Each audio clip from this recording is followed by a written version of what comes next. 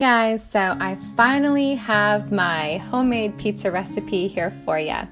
I'm sorry it's taken me so long. I recorded this once and it all got lost on my old computer. So starting out, I mill the wheat, and so I get our wheat from Bread Becker's, and what I use for my pizza recipe is half white wheat and half red wheat. I use the hard wheat. There's a difference. I'll put a link below if you're interested in the difference between hard wheat, soft wheat, etc. This is the attachment for my KitchenAid. I'll put a link for this below as well. This works great to mill the wheat instead of investing in one of those really expensive wheat mills. But I do know that if you use this on a regular KitchenAid instead of the heavy duty one, that it can burn the motor out. So just be mindful of that when you're looking through and ordering this. So I just pour the wheat on in there, put it on the lightest setting, the smallest setting, and turn it on, and there we have it. That's how you make the flour. Super easy. If you're making this without milling your own wheat, just substitute King Arthur white whole wheat flour. It's got an orange label on it, and that's what I use when I run out of wheat berries.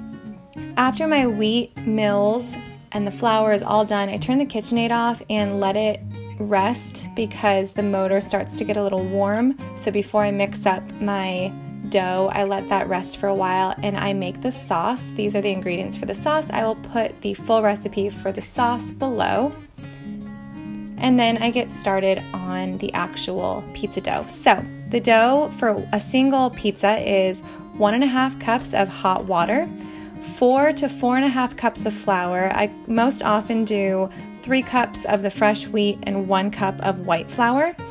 1 tablespoon of yeast. I use instant yeast. You can also use active yeast, but be mindful of the rise time.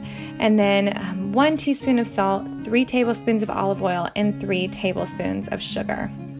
Then I turn that on, and initially it looks kind of crumbly, but as the wheat soaks up the water, it becomes very pliable and comes together just like any bread dough or pizza dough should look.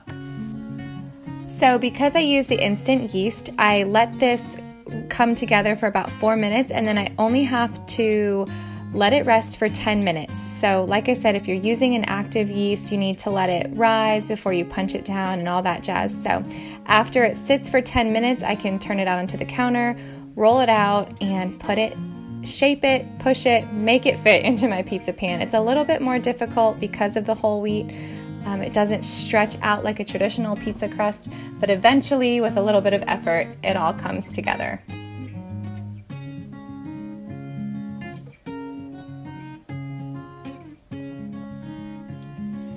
After that, I go ahead and add all of my toppings. So we've got, on this day, I did pizza sauce, mozzarella cheese, and then all sorts of fresh vegetables. I love to put chopped spinach on there too. It has a nice little crunch on top. And then I think we did sausage on this day as well. By the time I get all that on there and my oven preheats to 350, it's risen enough to just put it in the oven for 30 minutes. You don't really need to let it rise too much longer than that. It'll rise in the oven.